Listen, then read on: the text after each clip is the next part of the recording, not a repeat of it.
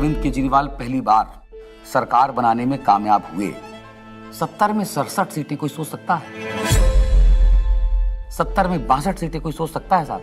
तो उसके बाद से विरोधियों को लगा कि नहीं भाई, ये तो जमीन पे जो है वो काम कर रहे हैं, लोग इनसे जुड़ रहे हैं।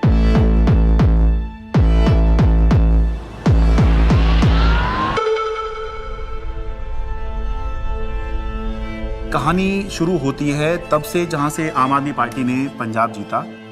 लोगों की भूख थी आम आदमी पार्टी की, उन्होंने कहा आम आदमी पार्टी हमें चाहिए, लोगों ने वोट दिया और पंजाब में आम आदमी पार्टी का जन्म हो गया। पंजाब के लोग जो हैं वो सच्चे बंदों को पसंद करते हैं और जिसके साथ दिल से जुड़ जाएं।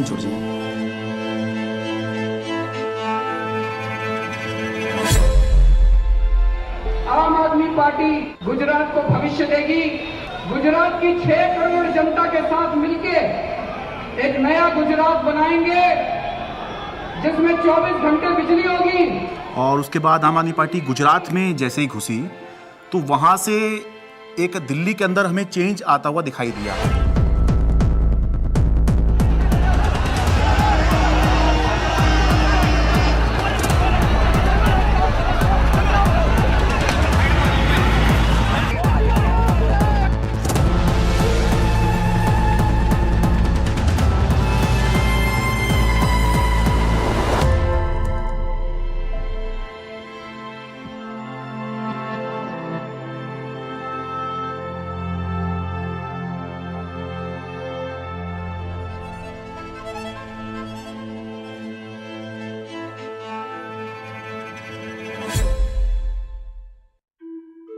So it started, I think, with the arrest of Satyendra Jain ji, and मुझे लगता है कि ये स्ट्रैटेजी उनकी शायद रही होगी कि जो भी अरविंद केजरीवाल के सिर्फ आईज, ईयर्स, आर्म्स, हैंड्स, जो पूरी टीम है, कि अगर हम उस टीम को डिकैपिटेट कर देंगे तो हो सकता है कि काम रुक जाए। टेबल में बैठे होंगे बीजेपी के 3-4 लोग बड़े बड़े, बोले यार अब केजरीवाल को बेईमान साबित करने का क्या तरीका। किसी ने आइडिया दिया होगा कि कुछ घोटाला, बोले यार कोई घोटाला कैसे, कोई चिपकेगा नहीं इस आदमी पे। दिल्ली के स्वास्थ्य मंत्री सत्येंद्र जैन को ईडी ने हिरासत में लिया। एनफोर्समेंट डायरेक्टरेट ने सबसे पहले अरेस्ट होने वालों में मैं था। ऐसे तो कोई कर्म किए नहीं थे कि जेल चले जाएं। फिर मैंने कहा ऐसे कर्म भी नहीं किए थे मंत्री बन जाए। तो क्योंकि मुझको पूरा केस पता था तो मुझे लगा ठीक है, एजेंसी अगर अरेस्ट कर रही है थोड़े दिन में छूट जाएंगे। Why are they threatened by us? And the answer to me is very clear. आम आदमी पार्टी केवल एक सरकार या 10 नेताओं की पार्टी नहीं है। आम आदमी पार्टी एक सोच है। तब तक जो भी गिरफ्तार होते थे, पॉलिटिकल लोग भी जो गिरफ्तार होते थे, महीने में, 2 महीने में, 3 महीने में निकल के आ जाते थे। तब हमने ये नहीं सोचा था कि इतना लंबा चलेगा। अब ये जानकारी मिल रही है कि मनीष सिसोदिया को गिरफ्तार कर लिया गया है। इस वक्त की बड़ी सीबीआई बुलाया जाता था, ईडी बुलाया जाता था, उनके घर पे रेड हुई, उनके बैंक के लॉकर पे रेड हुई, दिल्ली सचिवालय में उनके ऑफिस में रेड हुई, उनकी यहाँ तक कि उनके पैतृक गांव में भी सीबीआई और ईडी वाले पहुँच गए थे। देखिए हमें तो पता था कि आम आदमी पार्टी के किसी भी नेता के पास एक भी पैसा नहीं है, और मेरे ख्याल से आज ही ईडी और सीबीआई को भी पता है। मैं तो खुश था कि दिल्ली में एक ऐसी शराब पॉलिसी बनाई गई है जिसमें एक मॉल में 27 शराब की दुकानें थीं, वो अब कम हो जाएंगी और सरकार को रेवेन्यू बहुत ज़बरदस्त मिलेगा। तो मैं तो खुश था कि अच्छी पॉलिसी बनाई गई है और कई राज्य इस पॉलिसी को देख रहे थे, पर अचानक इन्होंने चिल्लाना शुरू किया है तो स्कैम हो गया है। अगर एक अच्छी पॉलिसी को ये स्कैम करार दे के सीबीआई और ईडी में केस रजिस्टर करा सकते हैं तो किसी भी हद तक जा सकते हैं। मनीष सिसोदिया को ईडी ने गिरफ्तार कर लिया है। तिहाड़ जेल में पूछताछ के बाद मनीष सिसोदिया को अब ईडी ने गिरफ्तार कर लिया है। इससे पहले सीबीआई ने उनको गिरफ्तार किया था और वो इसमें पीएमएलए में 2 ही कंडीशन में बेल हो सकती है। पहली कंडीशन, या तो जो सरकार का इन्वेस्टिगेशन एजेंसी है वो कह दे कि केस नहीं। दूसरी कंडीशन बेल हो सकती है जब इन्वेस्टिगेशन एजेंसी द्वारा डाले गए सारे कागज जांच कर लिए जाएं। तो भाजपा की इन्वेस्टिगेशन एजेंसी क्या करती थी, लाखों की तादाद में कागज डाल दिए। अब जज साहब कितना टाइम लगाएंगे वो देखने को, 10 साल। हमने प्रोसीडिंग्स भी पूरी देखी थी सुप्रीम कोर्ट के अंदर, और सुप्रीम कोर्ट ने जो जिस तरह कमेंट्स किए थे उससे ऐसा लग रहा था कि ये केस कुछ है ही नहीं। सुप्रीम कोर्ट ने यहाँ तक कह दिया था कि आपका केस जो है ट्रायल के अंदर 2 मिनट में गिर जाएगा। किस तरह का केस आप बना के लाए हैं, क्योंकि सीबीआई के बाद मनीष सिसोदिया को ईडी ने भी गिरफ्तार कर लिया था, तो दोनों ही के अंदर जमानत उनको चाहिए थी। अब जब जैसे ही 30 अक्टूबर का दिन था, सुप्रीम कोर्ट ने बेल रिजेक्ट कर दी। जेल में पूछताछ के बाद मनीष सिसोदिया को अब ईडी ने गिरफ्तार कर लिया है। इससे पहले सीबीआई ने उनको गिरफ्तार किया था और वो तिहाड़ जेल में है। सीधे चलते जितेंद्र शर्मा के पास। जितेंद्र, बताइए, ईडी ने गिरफ्तार कर लिया है मनीष को? जी बिल्कुल, आप देखिए दूसरे दिन लगातार जो ईडी है वो मनीष सिसोदिया को अरेस्ट करके उनका टारगेट अरविंद केजरीवाल था। इनको ये लगा था, इनके कैलकुलेशन में, कि पार्टी के साइकी में फर्क पड़ेगा, लोग टूटते जाएंगे। तो इसका मतलब ये है कि डेस्परेशन के मापदंड पे तो भारतीय जनता पार्टी अपने लास्ट थ्रेशोल्ड पे पहुंची और भारतीय जनता पार्टी की लीडरशिप भी उस थ्रेशोल्ड तक पहुंच गई कि अब और कोई तरीका नहीं है इनको जेल में डालने। बड़ी खबर यह है, आम आदमी पार्टी के सांसद संजय सिंह गिरफ्तार कर लिए गए हैं। आपके सांसद संजय सिंह की हो गई है गिरफ्तारी। ईडी ने करते थे संजय सिंह, उस पर कहीं ना कहीं एक बड़ी चोट फिलहाल आम आदमी पार्टी के लिए रहेगी, लेकिन राजनीतिक रूप से ये नुकसान तो है ही, लेकिन क्या सरकार का पक्ष रहेगा शराब नीति मामले में जब ये गिरफ्तारी हुई है, इसका भी इंतजार रहेगा।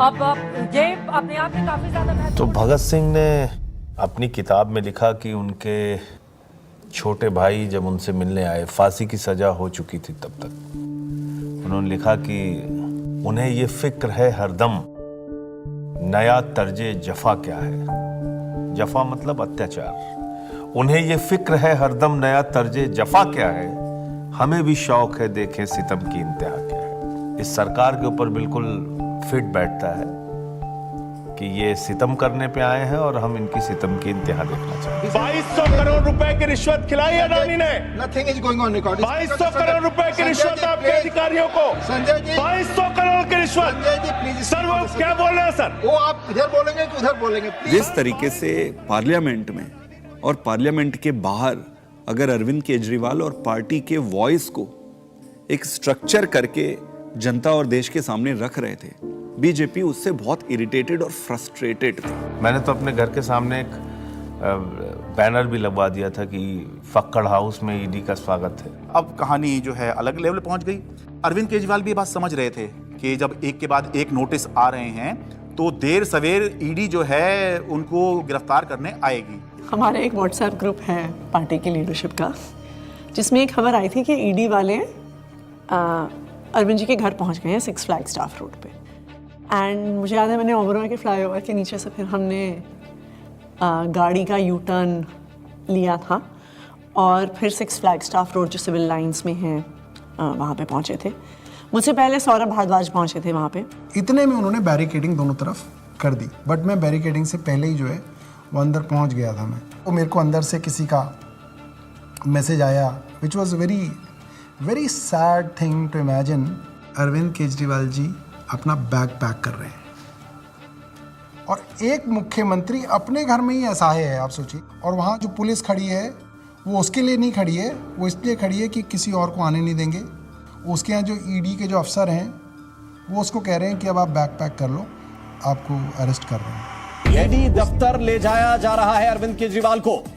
इस वक्त की बड़ी खबर, बड़ा अपडेट, अरविंद केजरीवाल को ईडी ने गिरफ्तार किया है और ईडी दफ्तर उनको ले जाया जा रहा है। जिस तरीके से अब दिल्ली के मुख्यमंत्री अरविंद केजरीवाल को ईडी दफ्तर ले जाने की तैयारी की जा रही है और ये माना जा रहा है कि अब ईडी दफ्तर में उनसे पूछताछ होगी और उनके सामने। जब से मैं जर्नलिस्ट बना हूं 17 साल से, मैंने नहीं देखा किसी सिटिंग चीफ मिनिस्टर को अरेस्ट किया गया हो। तो मेरे मन में एक बात अंदर से आई कि पार्टी खत्म नहीं होने दी, सरकार नहीं खत्म होने दी। तो उस समय जो बाहर थे, जैसे संदीप पाठक बाहर थे जो संगठन के काम देखते हैं, हमारे जो कैबिनेट के जो साथी थे, आतिशी थी, सौरभ भारद्वाज थे, हमारे सोशल मीडिया के जैस्मिन थे। तो फिर हम सब लोग हमारे घर पे ही हमने सबको बोला, हम लोग वहीं धीरे धीरे वहीं गैदर हुए। अब ये देश को बचाने की लड़ाई है, तानाशाही के खिलाफ लड़ाई है और सभी मिलकर के लड़ेंगे और इस लड़ाई को जीतेंगे। कल 10 बजे भारतीय जनता पार्टी के मुख्यालय पर हम इसके खिलाफ प्रोटेस्ट शुरू करेंगे।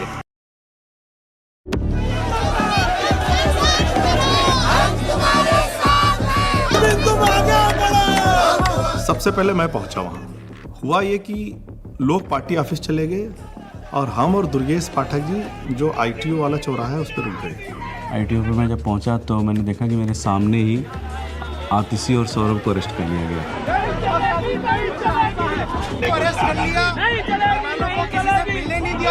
कोई वहाँ पे प्रोटेस्ट करने आता, 4 लोग सड़क पे बैठते, 4 लोगों को बस में बिठाते, बस भेजते।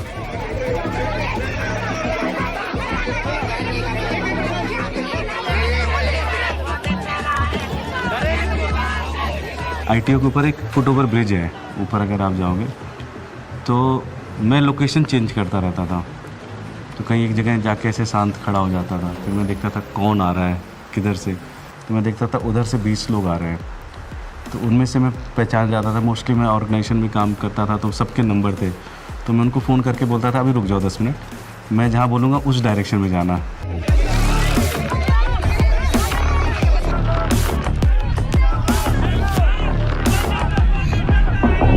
कोई एक डिक्टेटोरियल लीडर है और वो चुनाव से पहले सारे ऑपोजिशन के नेताओं को गिरफ्तार करा लेता है और फिर कहता है कि जी मुझे तो 99% वोट्स आ गए, मैं popularly and democratically elected leader हूँ।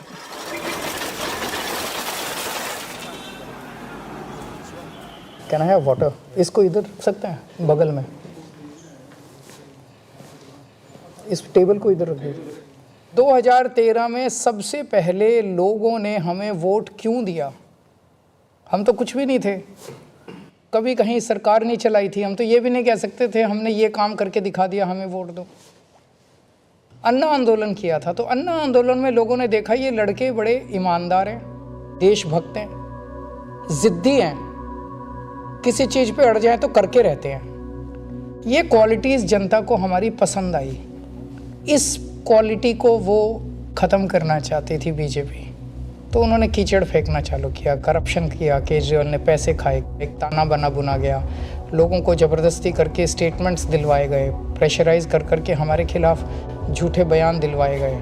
लेकिन कुदरत तो कुदरत है, ये क्या है, बीजेपी कुछ नहीं है कुदरत के सामने। हम लोग कुछ बाहर तिहाड़ के खड़े थे एंड आई रिमेंबर थिंकिंग कि एज ऑफ दैट टाइम हमारी कोर टीम के 5 लोग उस समय उस दीवार के उस पार थे। मेरे हाथ में बहुत कुछ नहीं था, सब ऊपर वाले के हाथ में था, और मैंने अपना अंदर समय बहुत मेडिटेशन करते हुए और गीता पढ़ के बिताया। वहाँ पे सबसे ज़्यादा जो चीज़ परेशान करती है वो होती है अनसर्टेनिटी। उस 17 महीने में एक बड़ा हिस्सा मेरे अंदर उस सिपाही की तरह छटपटाता रहा जो देख रहा था कि उसकी पूरी फौज बाहर युद्ध लड़ रही है, और वो सिपाही जो हमेशा युद्ध में फ्रंट पे होकर लड़ता था वो आज बैरक में बैठा हुआ है। मैंने प्रयास किया कि घर के लोग 6 महीने तक, जब तक मैं जेल में रहा, मैंने प्रयास किया कि कोई मुझसे मिलने के लिए यहाँ पे ना आए, क्योंकि कई बार परिवार के लोग सामने आते हैं मिलने के लिए तो मन में एक अनावश्यक कमजोरी पैदा होती है, तो मैंने इस चीज़ को अवॉइड किया। फ़ोन पे जब वो वीडियो कॉल पे जब बात होती थी, वीडियो कॉल करते थे तो हंसते थे, लेकिन वो हंसी के पीछे कुछ ना तकलीफ छुपी होती है, क्योंकि पत्नी से बेहतर कोई नहीं समझ सकता है। लेकिन हम लोग को लगता है चलो वो अगर दिखा रहे हैं तो हम लोग को भी ऐसे ही दिखाना है, तो हमारे जैसे बच्चे भी आ गए थे, तो सारे लोग सब हैप्पी फील करते थे कि पापा हम लोग ठीक है, आप परेशान मत होना और आप ठीक से रहो। एक बारी ना कपिल मिश्रा ने आरोप लगाया था 2 करोड़ का कि सत्येंद्र जैन ने अरविंद केजरीवाल को 2 करोड़ की रिश्वत दी। तो मेरी बेटी स्कूल में पढ़ती थी, तो उसका नाम स्कूल में 2 करोड़ ही रखा गया था। तो बच्चों के लिए बहुत, मुझे लगता है ये दौर ऐसा चल रहा है जिसमें कि बच्चों को भी स्पेयर नहीं किया जा रहा है। फैमिली के अंदर अभी तक क्या होता था कि अगर पॉलिटिक्स है तो 2 पॉलिटिकल पार्टीज़ के बीच में, अपोनेंट्स के बीच में, उसमें फैमिली इन्वॉल्व नहीं होती थी। अब थोड़ा सा लेवल कुछ ज़्यादा ही नीचे आ गया है। नहीं, जब जेल में था तो परिवार को तो मिस नेचुरली करते ही हो आप, और विशेष रूप से जब आपकी वाइफ बीमार हो, आपका बेटा भी केवल कॉलेज में पढ़ता हो, तो उसने चिट्ठी लिखी, उसमें उसने बोला कि अगर आप इस वक्त मेरी चिंता करोगे, अगर आप इस वक्त इस बात को लेके चिंता करोगे कि मैं परेशान हूँ, तो फिर ये मेरी देशभक्ति पे सवाल है। तो मुझे लगा यार बेटा तो बड़ा हो गया। आपने अगर मेरी चिंता में जरा भी वक्त जाया किया तो फिर वो मेरी देशभक्ति का अपमान होगा। That would be a insult to my patriotism कि अगर मैं देश के सबसे अच्छे शिक्षा मंत्री को ये विश्वास नहीं दिला पा रहा कि आप अपना काम करो, मैं यहाँ पे एकदम सेट हूँ, आपको मेरी चिंता बिल्कुल करने की जरूरत नहीं है, तो that would be an insult to my patriotism and I felt that, I even feel that today. Phone आता था, 5 मिनट का फ़ोन होता था वो डेली जो आता था, तो उसमें ऐसा तो नहीं है कि मैं ये कह दूँ कि मैं बीमार बहुत हूँ या मैं कुछ भी हूँ, हाँ सब ठीक है, खाना खा लिया, हाँ इतना होता था। जो ड्रेडेड क्रिमिनल्स होते हैं ना, उनको सोलिटरी कन्फाइनमेंट में 2 हफ्ते से ज़्यादा नहीं रखते, उसको इनह्यूमन माना जाता है। तो मुझे लगातार कई महीने तक सेकेंड फेज़ के अंदर सोलिटरी कन्फाइनमेंट में रखा गया। सॉलिटरी कन्फाइनमेंट में आप जेल ऑफिसर्स और मेडिकल स्टाफ, इनके अलावा आप किसी से बात नहीं कर सकते। सो आई वॉज ऑल अलोन। आपको चाहिए कोई बात करने के लिए, गप्पे मारने के लिए, अपने मन की भड़ास निकालने के लिए, कुछ भी बोलने के लिए, वो अलाउड नहीं था। मतलब 2 जालियों के बीच में से बात करें, शीशा लगा हुआ है, इधर से फोन पे मैं उधर से हूँ, एक चीफ मिनिस्टर हूँ, दूसरे चीफ मिनिस्टर से मिलने आया हूँ, सिटिंग दोनों। जेल नंबर 1 में मैं था, जेल नंबर 2 में अरविंद जी थे, उसके बीच में एक दीवार ही थी। कभी कभी लगता था आवाज़ दो जोर से तो हो सकता है पहुंच जाए उधर। कई बार जेल के अंदर जब ऐसे मौके आते थे, ऐसे मोमेंट्स आते थे जब आदमी कमज़ोर फील करता था, तब मुझे लगता था यार मनीष की तरफ मैं सोचता था कि मनीष को 1.5 साल हो गया, उसकी तो वाइफ भी इतनी बीमार है, वो नहीं टूटा, सो हमें भी हिम्मत रखनी है। ये बड़ा वो था कि उन्होंने मेरी दवाइयाँ रोक दी। 15 दिन के लिए मैं शुगर का पेशेंट हूँ और 10 साल से मैं इंसुलिन पे हूँ, और 15 दिन उन्होंने मुझे इंसुलिन दी, मेरा शुगर 350-400 पहुँचने लग गया।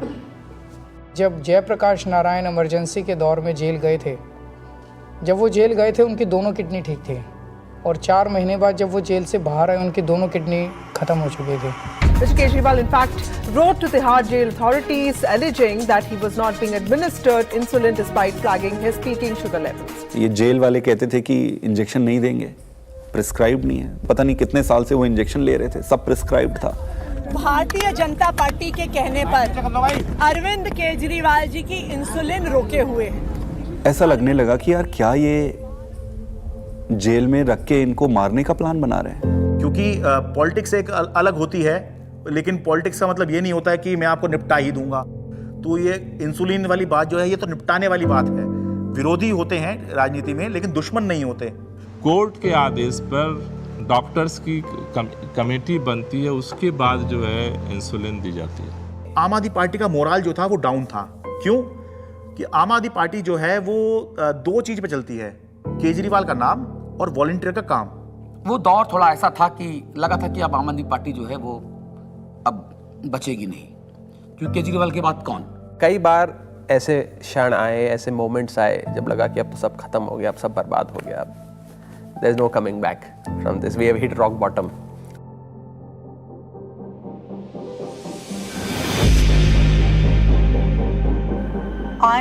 I really admire her for her strength. वो खुद पब्लिक डोमेन में आई पहली बार। मुझे लगता है कि शायद रामलीला मैदान में जब उन्होंने बोला होगा, that was probably the first time that she ever gave a political speech. सभी भाइयों, बहनों, माताओं, बुजुर्गों, आप सभी को मेरी राम राम। अच्छा, ओके। मेरे को तो समझ नहीं आ रहा था अरविंद कैसे संभालते हैं।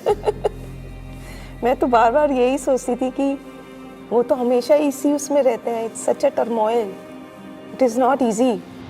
मेरी पत्नी ने आज तक कभी पॉलिटिक्स में पार्टिसिपेट नहीं किया था, कभी वो सामने नहीं आई, आपने कभी उनको नहीं देखा होगा। वो हमेशा शी एंकर्स द हाउस, लेकिन इस दौरान मजबूरी में उन्हें बाहर आना पड़ा, सामने आना पड़ा। कुछ प्लानिंग नहीं थी, इट्स जस्ट दैट कि मैं अरविंद जी से मिलने गई, उन्होंने कहा कि ये मेरा मैसेज पार्टी तक दे दो, क्योंकि ये एप्रीहेंडेड की पार्टी में तो बड़ी खलबली जो भी है। उन्होंने एक मैसेज दिया और उस मैसेज की मैंने एक वीडियो रिलीज़ कर दी, अरविंद जी का मैसेज। तो वो स्लोली शायद एक एंकरिंग हो गई मेरी, और मेरा एक रोल डिफाइन हो गया, मेरी एक जिम्मेदारी डिफाइन हो गई। और जिस तरह से वो सारे पार्टी के सीनियर लीडर्स से, चाहे वो पंजाब के थे, चाहे वो देश भर के दूसरे राज्यों के थे, चाहे वो दिल्ली के थे, सबसे मिल रही थी, सबको हौसला दे रही थी और सबको एकजुट रखा उन्होंने, वो मुझे लगता है कि काफ़ी काबिल तारीफ़ है। उनके साथ जो है विधायकों की मीटिंग कराई गई ताकि सबका भरोसा बना रहे कि हाँ, घबराने की ज़रूरत नहीं है, अभी भी सब कुछ ठीक है। तो वो संवाद पार्षदों के साथ में, विधायकों के साथ में, मंत्रियों के साथ में, सांसदों के साथ में, ये सब सुनीता केजरीवाल ने ये सब किया। मुझे याद आ रहा है कि मार्च के शायद आखिरी दिन रहा होगा, दिल्ली के अंदर रामलीला मैदान में इंडिया ब्लॉक की एक बड़ी रैली हुई और वो रैली इसलिए हुई कि एक तरफ अरविंद केजरीवाल को गिरफ्तार किया था, मौजूदा मुख्यमंत्री को गिरफ्तार किया था, देश में ऐसा पहली बार हुआ। दूसरी तरफ झारखंड के मुख्यमंत्री हुआ करते थे, उनको गिरफ्तार किया गया था। तो दिल्ली में आम आदमी पार्टी ने इसकी अगुवाई करी, इस इंडिया ब्लॉक की रैली की, और रामलीला मैदान में बड़ी रैली हुई। और उस रैली का जो अचीवमेंट था कि इंडिया ब्लॉक के सारे बड़े नेता उस एक मंच पर आ गए, अपनी सारी जितनी भी उनकी आपसी विवाद हैं, आपसी मतभेद हैं, जो होता है, होगा भी, पहले भी था, आगे भी होगा, लेकिन उसके बावजूद भी जब अरविंद केजरीवाल की गिरफ्तारी का मुद्दा था तो उसको लेकर सोनिया गांधी, प्रियंका गांधी, राहुल गांधी, ये तीनों जो हैं उस दिन इंडिया ब्लॉक की रैली में आए और सारे बड़े नेता जितने गठबंधन में हैं, चाहे वो अखिलेश यादव हों, शरद पवार हों, और उससे जो है एक माहौल बना कि बीजेपी से लड़ने के लिए, या बाद में बीजेपी ने जब ये इंडिया गठबंधन बनते देखा तो एनडीए भी कहना शुरू कर दिया, उससे पहले बीजेपी ही चल रही थी। एनडीए से लड़ने के लिए एक इंडिया ब्लॉक जो है वो अब बन गया है, जिसमें मिलके जो है बीजेपी को चुनौती दे सकते हैं।